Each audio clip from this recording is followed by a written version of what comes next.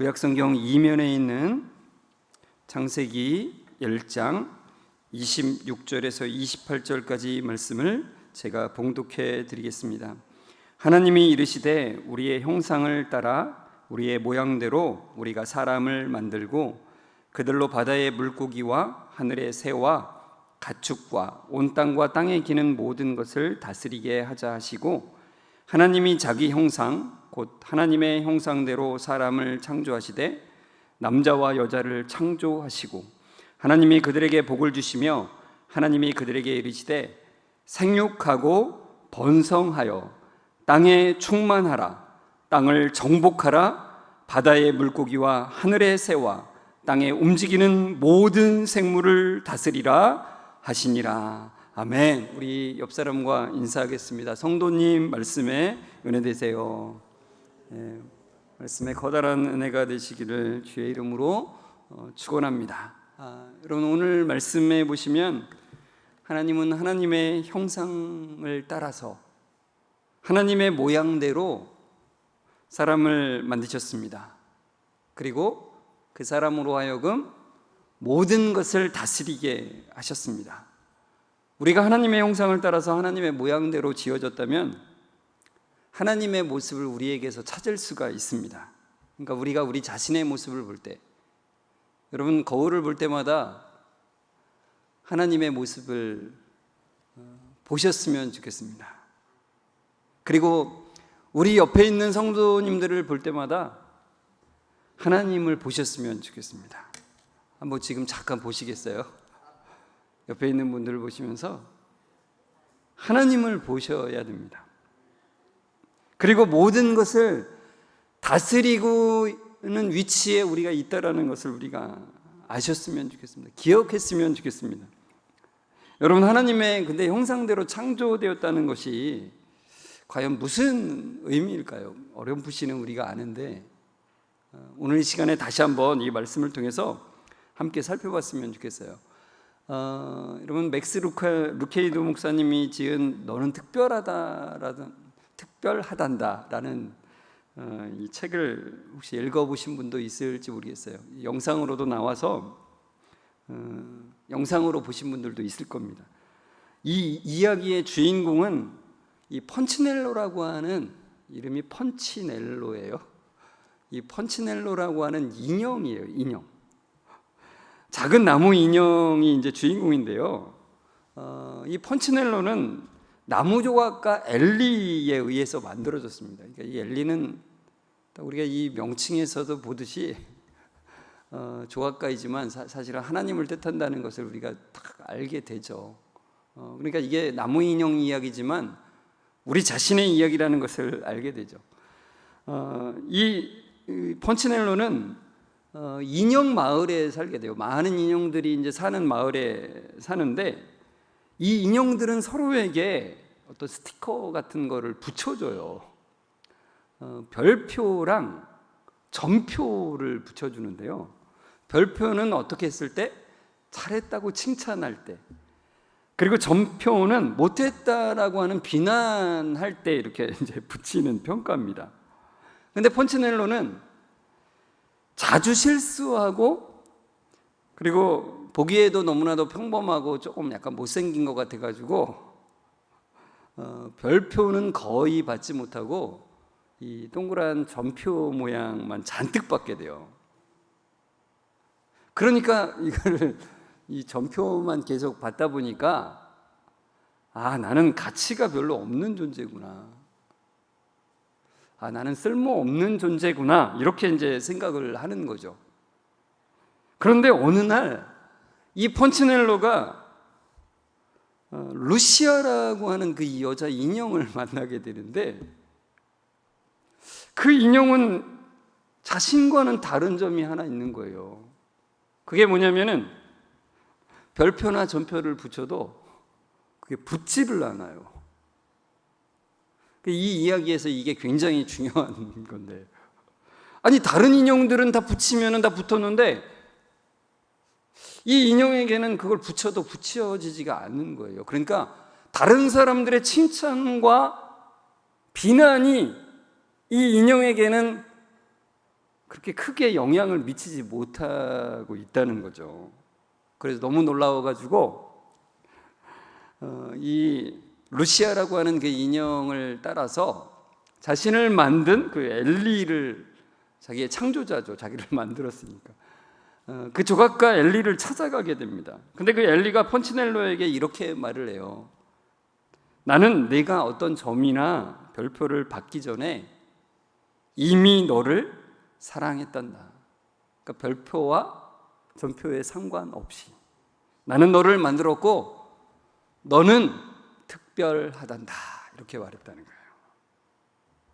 여러분, 이 이야기는 진짜 우리의 삶의 이야기를 너무나 잘 보여주고 있죠. 우리는 비교를 하고 비교를 당하면서 살아갑니다. 다른 사람들보다 돈이 없거나 외모가 못났거나 능력이 떨어지면은 무시당할 수밖에 없는 세상에서 살아가죠. 그러나 다른 이들과의 비교와는 상관없이 우리는 특별하다는 것을 성경은 우리에게 말씀해 주고 있는 거예요. 그러니까 루시아라고 하는 인형에게 별표와 점표가 아무런 의미가 없었듯이 우리는 그런 사람들의 평가가 때로는 듣잖아요. 저도 참 들으면 기분이 좋진 않죠. 거기에 전혀 영향을 받지 않을 수는 없죠. 그러나 우리는 이 말씀을 통해서 다시 그게 나를 좌우할 수 없는 것이라는 것을 알게 되는 말씀. 바로 하나님께서 그의 형상을 따라서 우리를 특별하게 만드셨기 때문이라고 우리에게 말씀해 주는 거예요. 창세기 1장 26절을 다시 한번 읽으면 이렇습니다. 같이 읽어볼까요? 하나님이 이르시되 우리의 형상을 따라 우리의 모양대로 우리가 사람을 만들고 그들로 바다의 물고기와 하늘의 새와 가축과 온 땅과 땅에 기는 모든 것을 다스리게 하자 하시고 그래요. 이 말씀을 여러분 잘 보면은 우리의 형상을 따라 우리의 모양대로 그러잖아요. 우리의 그러잖아요. 그럼 좀 약간 이상하지 않습니까? 하나님이 우리의 그러니까. 그러니까 삼위 하나님을 뜻하는 거죠. 여러분, 이 말씀은 우리에게 그걸 말씀해 주고 있어요. 다른 만물들을, 동물이나 식물이나 뭐 해와 달 뭐 이런 것들을 지으실 때는 이런 게 없어요. 그냥 말씀으로 있으라 그러면 되는 거예요. 근데 사람을 지으실 때는 삼위 하나님이 함께 의논하시고 함께 하셨다는 것을 우리에게 밝혀주고 있어요. 그러니까 여러분, 우리는 삼위 하나님이 의논하셔서 만드신 특별한 작품이라는 거예요. 놀라셔야 돼요. 뭐 그랬나 보다, 이게 아니라 하나님이 우리에겐 정말 특별함으로 만드셨구나, 나를. 그리고 잘 보시면 형상을 따라 모양대로라는 말씀을 통해서 하나님의 모습을 우리에게 담으셨다라고 하는 거예요. 하나님의 모습을 담아서 만든 특별한 작품이라는 거예요. 그리고 또 하나님의 다스리심, 원래 하나님께서는 이 세상을 만드셨기 때문에 하나님만이 이 세상을 다스리는 분이시잖아요. 그러나 그 하나님의 다스리심을 우리에게도 주셨어요. 그 권세를. 그런 하나님의 다스리심을 부여받은 특별한 존재로 지음받은 우리라는 거죠. 여러분, 우리는 이렇게 특별하게 지음받은 존재들입니다. 우리는 오랜 시간, 그냥 시간이 지나면서, 무한의 시간이 지나면서 그냥 우연히 생기게 된, 그냥 만들어진 존재가 아니라는 거예요. 하나님의 특별한 목적을 가지고 하나님의 특별한 계획 아래 지어진 존재라는 거예요. 여러분, 우리의 출발점은 어떤 물질로부터 출발한 존재들이 아니에요. 우리는 참 생명으로부터 출발된, 하나님으로부터 출발된 그런 존재라는 거예요. 그래서 우리의 모든 기준은 하나님이 되십니다. 하나님의 기준임에도 불구하고 우리가 나 자신을 기준으로 삼게 되면 잘 되는 것 같지만 계속 엇나가는 거죠. 계속 그 창조의 목적과 빗나가게 되니까 잘못된 길로 갈 수밖에 없는 겁니다. 여러분, 창세기 그 1장 26절 27절에 나오는 이 형상이라고 하는 말의 히브리어는 체렘이라고 하는 말이에요. 체렘. 이 체렘이라고 하는 말은 이미지라고 하는 뜻이에요. 이미지. 그러니까 여러분, 하나님의 형상대로 창조했다는 얘기는 하나님의 이미지를 우리에게 담았다는 얘기예요. 그러니까 제가 좀 전에 말씀드린 대로 우리가 하나님의 이미지를 담아서 창조되었기 때문에 우리 자신을 보게 되면 하나님의 모습을 볼 수 있고, 우리가 다른 사람을 보게 될 때 하나님의 모습을, 그 이미지를 볼 수 있다라는 말이에요. 그럼 지금은 우리가 거울 가지신 분이 별로 없죠. 저는 여기 앞에 하나 있는데 한번 떠올려 보십시오. 거울로 봤던 자기의 모습을 떠올려 보십시오. 진짜 하나님의 모습이 보이나? 그리고 다시 한번 옆에 있는 성도들을 보시겠어요? 진짜 하나님의 이미지가 보이나? 한번 보시겠어요? 진짜로. 네, 그냥 보시면 되지 왜 이거는 하시는지 모르겠어요. 여러분, 하나님의 이미지가 보여야죠. 그죠? 보여야죠. 하나님의 형상대로, 하나님의 이미지대로 창조되었으니까. 요한복음 14장에 보면은 빌립이 예수님한테 하나님을 보여달래요. 요한복음 14장 8절 9절 말씀인데요, 같이 읽어볼까요? 빌립이 이르되 주여 아버지를 우리에게 보여주옵소서. 그리하면 족하겠나이다. 예수께서 이르시되 빌립아, 내가 이렇게 오래 너희와 함께 있으되 네가 나를 알지 못하느냐? 나를 본 자는 아버지를 보았거늘 어찌하여 아버지를 보이라 하느냐? 그래요. 여러분, 빌립은 예수님께 하나님을 보여주면 좋겠다 그래요. 너무 만족하겠다라고 그래요. 이에 대해서 예수님은 빌립에게, 야 빌립아, 나를 보면서도 하나님을 보여달라 그러면 어떡해? 나를 본 자는 이미 하나님을 본 거야. 여러분, 예수님은 하나님의 형상이 담긴 인간의 모습으로 이 땅에 오신 거예요. 예수님은 아담이 타락하기 이전의 그 완전한 모습으로 이 땅에 오신 거예요. 그러니까 예수님을 보면은 완전하게 하나님의 모습을 볼 수가 있는 거예요. 그러니까 우리도 사실은 참 지금도 우리가 완전하게 하나님의 모습을 보면 좋겠지만 실제로는 그렇지 못한 거를 우리가 알잖아요. 근데 우리는 창조받았을 때 우리의 모습을 통해서도 하나님을 분명하게 볼 수 있었다는 거예요. 그럼 구체적으로 하나님의 모습, 그 이미지를 어떻게 볼 수 있었다는 걸까? 그 이미지가 도대체 뭘까?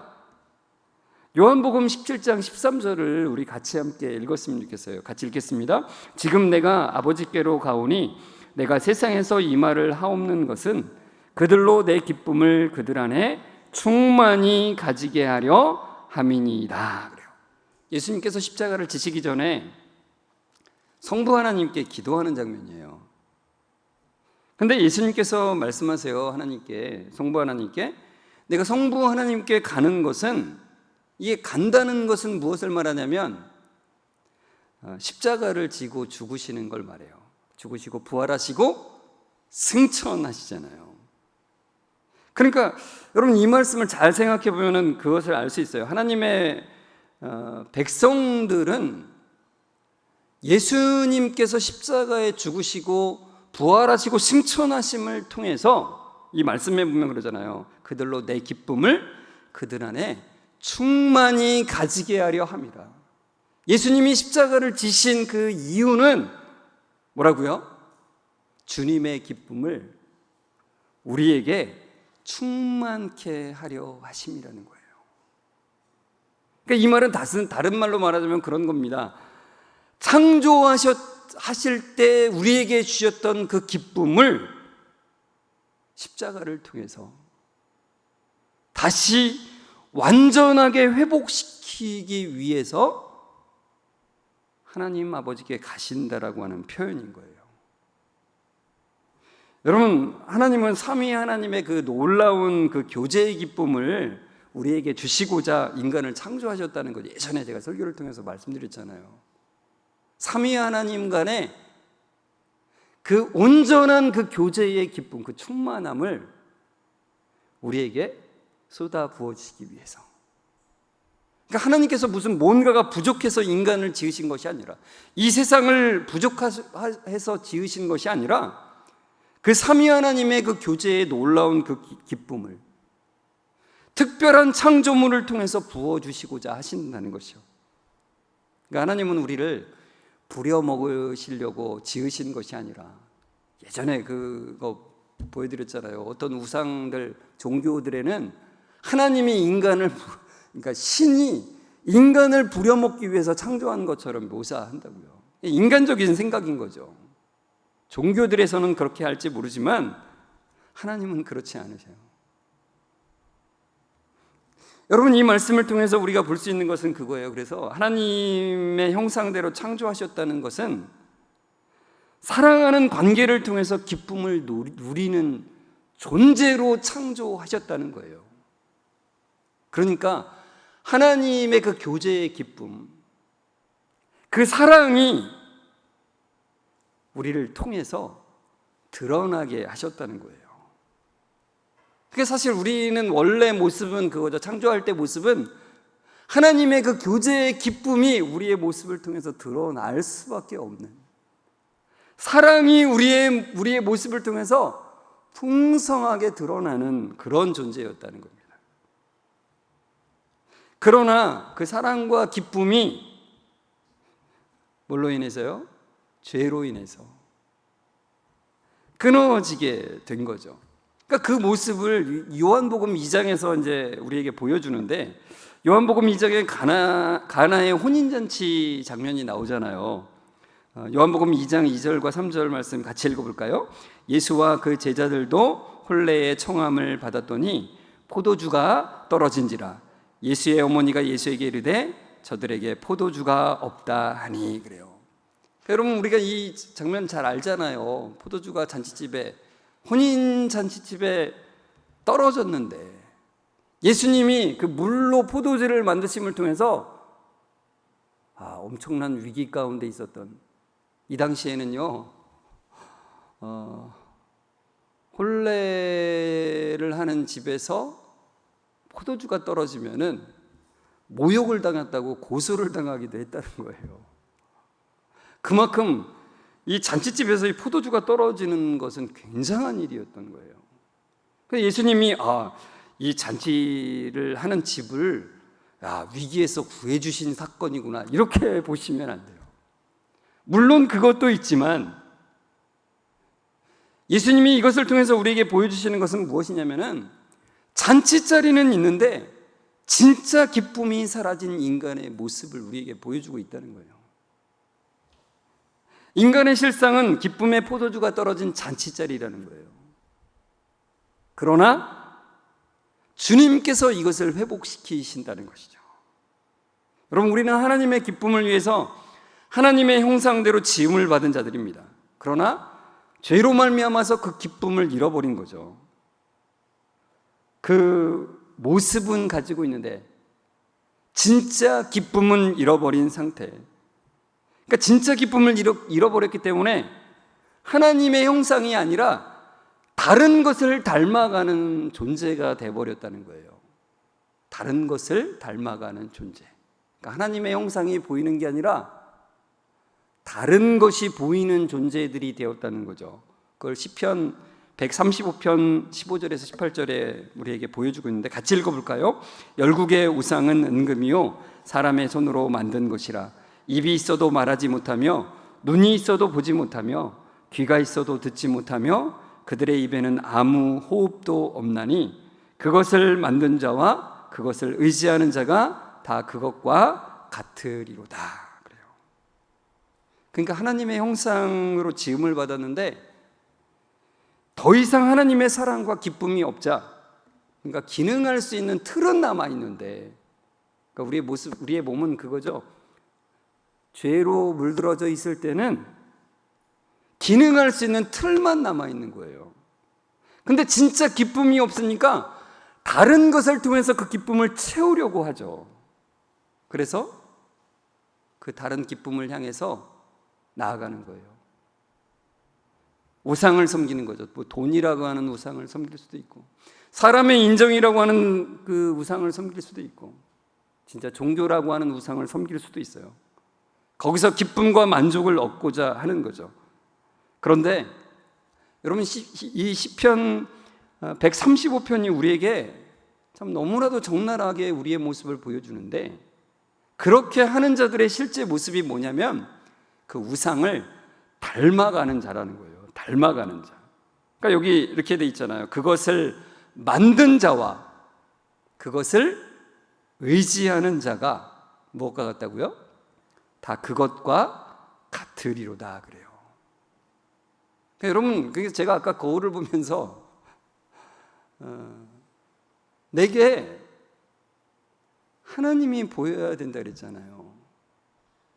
그러니까 여러분, 아침마다 거울을 보시면서 점검하십시오. 내게 우상이 보이고 있지 않은지, 하나님이 보이고 있는지, 그게 매일같이 점검이 되어야 되는 거죠. 하나님의 형상대로 창조함을 받은 우리가 죄로 물들어서 이제 다른 것, 우상들을 닮아가는 존재가 되었다가 예수 그리스도를 통해서 우리가 다시 회복하는 과정이 있는데, 여전히 옛날의 그 본성 때문에 우상을 닮아가요. 우상을 계속 묵상을 해요. 아, 나는 돈이 없으면 안 돼. 야, 오늘 내가 산 주식이 올랐을까 내렸을까? 그것을 하루 왼종일 보고 있으면 그것을 닮아가요. 제가 예전에 어떤 분하고 얘기하다가 주식을 사더라도 계속 보는 주식은 사지 마시라고 제가 그랬어요. 그러니까 한번 사고서 1년이나 2년 후에 보는 그런 주식은 사도 매일같이 그것이 올랐나 떨어졌나를 보는 주식은 그것을 담게 되는 거예요. 담게 되는 거예요. 여러분, 우리가 지금 우상을 닮아가고 있습니까? 하나님을 닮아가고 있습니까? 우상을 닮은 자들은 이런 거예요. 우상은요, 여기 이제 시편 135편의 표현에 그렇잖아요. 입과 눈과 귀가 있어도 어떻게 해요? 말하거나 보거나 듣지를 못해요. 그것을 닮아간다는 건 뭐예요? 우리가 눈과 입과 귀가 있어도 진짜 진리를 보지도 못하고, 진짜 진리를 듣지도 못하고, 진짜 진리를 말하지 못하는 그 우상의 모습으로 점점 나아간다는 거예요. 이게 얼마나 심각한지를 우리가 봐야 된다는 거예요. 그러나 그런 우리를 하나님께서는 예수 그리스도 안에서 회복시키셨다는 거죠. 그런 존재들을, 우상만을 닮아갈 수밖에 없는 그런 존재들을 하나님께서 우리를 원래 창조하신 그 모습으로 예수 그리스도 안에서 점점 하나님의 모습이 드러나는 존재로. 그래서 여러분, 성도의 얼굴은 하나님의 얼굴로 변화되는 거예요. 점점. 내가 원하는 대로 변화되는 게 아니에요. 내가 어떤 모습을 그려놓고 성공한 어떤 모습으로 가는 게 아니에요. 우리 신앙은 이겁니다. 우리의 하나님의 형상이 회복되는 과정이에요. 다른 것 아닙니다. 여러분, 교회는 모든 성도가 한 얼굴로 점점 맞춰져 가는 거예요. 그게 교회예요. 여러분, 오해하시면 안 돼요. 교회는 내가 원하는 어떤 상으로, 이상하게 우리는 다 그러잖아요. 나는 괜찮은데 다른 사람은 완벽해야 돼. 그렇지 않아요. 우리는 다 하루하루 하나님의 얼굴로 점점 맞춰져 가는 존재들인 거예요. 진짜 건강한 교회는 같이, 온 성도가 같이 맞춰져 가는 거예요. 같이. 여러분, 우리는 하나님의 형상이 있기 때문에 죄와 사망에 더 이상 매여 있는 자들이 아니라 이제 세상을 다스리는 자라는 것을 기억하라는 거예요. 점점점 하나님께서 우리에게 그 다스리심을 경험하도록 하시는 거예요. 창세기 1장 28절 우리 같이 다시 한번 읽을까요? 하나님이 그들에게 복을 주시며 하나님이 그들에게 이르시되 생육하고 번성하여 땅에 충만하라. 땅을 정복하라. 바다의 물고기와 하늘의 새와 땅에 움직이는 모든 생물을 다스리라 하시니라 그래요. 여러분, 여기 표현에 그랬잖아요. 하나님은 그들에게 복을 주세요. 여러분, 우리는 복을 받는 존재로 창조된 거예요. 그러니까 이걸 다른 말로 말하면 이 노래 가사 중에 그런 게 있잖아요. 당신은 사랑받기 위해 태어난 사람. 우리는 하나님께 받을 것이라고 하는 것은 사랑밖에는 없는 존재로 창조함을 받았어요. 그러나 죄로 인해서 어떻게 바뀌었다고 그랬어요? 진노밖에는 받을 것이 없는 존재가 되었어요. 그러니까 그 노래를 제가 바꿔서 한번 말씀드린 적 있잖아요. 당신은 진노받기 위해 태어난 사람. 굉장히 기분 나쁠 수 있는데 여전히 예수 그리스도 안에서 거듭나지 않은 사람은 진노밖에는 받을 것이 없는 존재예요. 지금 아무리 잘 나가도, 아무리 돈이 많고 뭔가 아무리 외적으로 성공했다 할지라도 진노밖에는 받을 것이 없는 존재라는 거예요. 그러니까 하나님은 거룩하신데 더러운 존재로 남아있어서 그 간격을 도저히 어떻게 좁힐 수가 없는 그런 존재라는 거예요. 그러나 하나님께서 하신 일은 뭐냐면은 그 하나님의 거룩함과 인간의 그 더러움의 그 간극을 예수 그리스도로 인해서 그것을 메우셨다는 거예요. 그러니까 예수 그리스도로 인해서 우리는 다시 하나님의 복을 받을 수 있는 상태로 바뀐 거예요. 여기 있는 표현대로 생육하고 번성하여 땅에 충만하고 다스리는 왕의 권세를 회복시켜 주시는 것이라는 거예요. 여러분, 고린도후서 3장 18절을 좀 같이 읽었으면 좋겠습니다. 우리가 다 수건을 벗은 얼굴로 거울을 보는 것 같이 주의 영광을 보매 그와 같은 형상으로 변하여 영광에서 영광에 이르니 곧 주의 영으로 말미암음이니라 그래요. 제가 거울 얘기를 자꾸 했잖아요. 거울을 보는 것 같이 주의 영광을 보매 그의 형상으로 점점 변화되어 간다는 거예요. 복음 안에서 그의 영광을 점점 더 선명하게. 옛날에는 그 청동거울이어가지고 희미하게 보였단 말이에요. 근데 그 희미하게 보이던 것이 점점 더 선명하게 보이는 거예요. 그의 영광이. 그러면서 우리는 점점 더 주님을 닮아가는 것이죠. 여러분, 우리가 그리스도의 모습을 바라볼 때 우리는 점점 그의 형상을 보고 닮아가게 되는 겁니다. 점점 하나님을 닮아가는 거예요. 단번에 완성되는 게 아니라 점진적으로 변화된대요. 여러분, 거울을 보는 것 같이 주의 영광을 본다는 이 말씀은 구체적으로 말하면 그런 거예요. 주님의 말씀을 통해서 주의 얼굴을 바라보는 것을 말해요. 그러니까 하나님의 형상으로 창조된 우리가 거울을 보는 것처럼 주님의 말씀을 봄으로, 주의 말씀을 보면 그 말씀이 곧 예수님이시잖아요. 그래서 예수님을 보게 되는 것이죠. 그러면 우리가 점점 더 예수님을 바라보고 예수님을 닮아가게 되는 것입니다. 여러분, 하나님이신 예수님을 그 말씀을 통해서 매일같이 그냥 의무적으로 읽는 게 아니라 진짜 기뻐서, 이 말씀에 기쁨이 있어요. 지난번에 어떤 분이 저한테 이제 그렇게 여쭤보시던데, 목사님, 말씀이 꿀과 같이 달다는 게 뭔가요?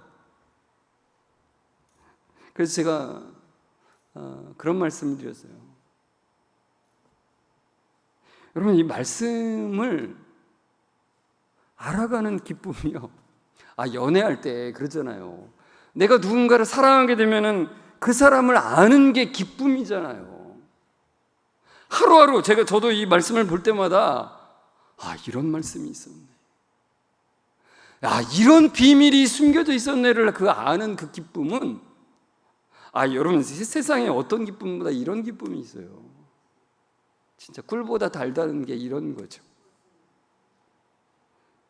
그렇게 말씀을 보고 진짜 사자가 자기 그 먹이를 움켜쥐고서는 기뻐하듯이, 개가 뼈다귀를 하나 딱 물고서 온 세상을 얻은 것처럼 기뻐하면서 하루 종일 한 번에 다 먹지 않고요.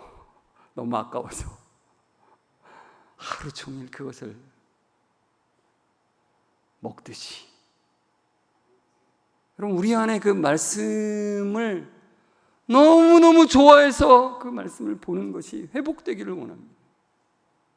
여러분, 제가 좀 묻고 싶어요. 하루 종일 여러분이 마음을 쓰면서 보는 것이 무엇입니까?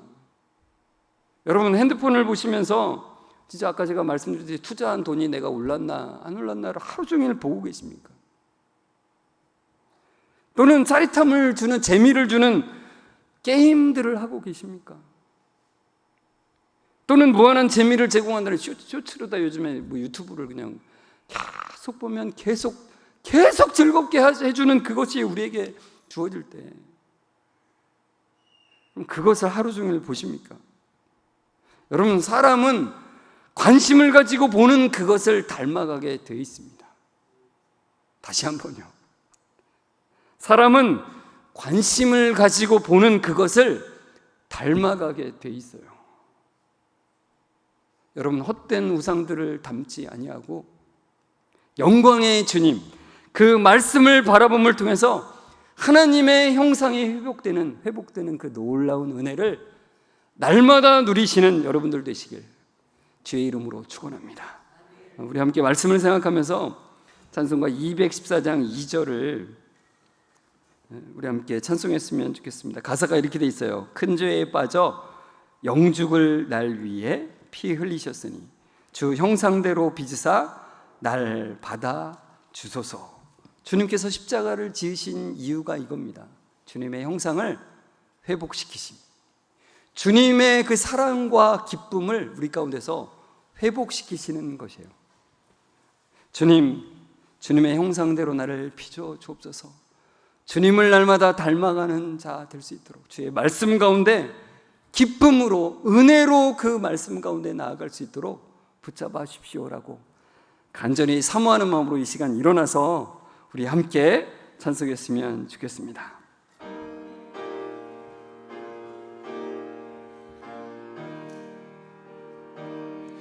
큰 죄에 빠져요 죽을 날 위에 피 흘렸으니 주 형상대로 빚으사 날 받아 주소서. 내 모습 이대로 주 받아 주소서. 날 위해 돌아가신 주 날 받아 주소. 다시 한번 큰 죄에 빠져 영죽을 큰 죄에 빠져 영죽을 날 위해 피 흘렸으니 주 형상대로 빚으사 날 받아주소서.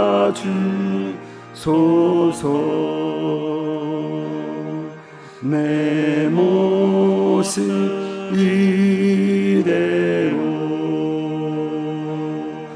주 받아주소서.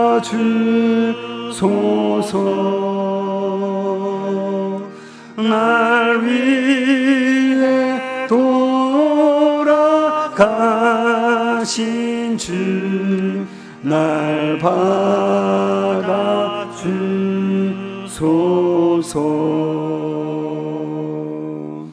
사랑이 무한하신 하나님, 우리에게 삼위 하나님의 그 교제의 기쁨을 풍성하게 부어주시니 감사합니다.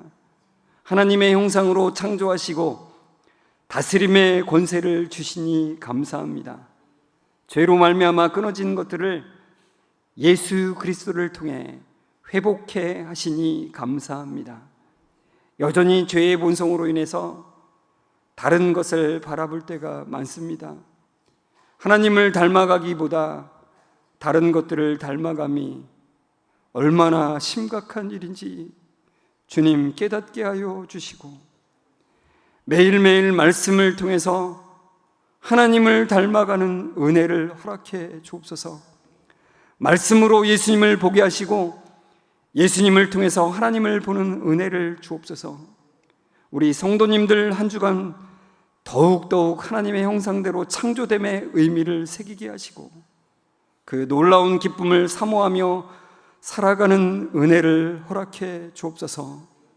피 흘리심으로 우리를 하나님의 형상대로 회복시키시는 예수 그리스도의 이름으로 감사하며 기도드리옵나이다. 아멘. 우리 주 예수 그리스도의 은혜와 하나님의 사랑하심과 성령님의 교통하심이 말씀을 통해서 매일매일 하나님을 바라보며 닮아가기를 소망하며 나아가는 우리 모든 성도들과 그 가정 위에 지금부터 영원까지 함께 있을지어다. 아멘.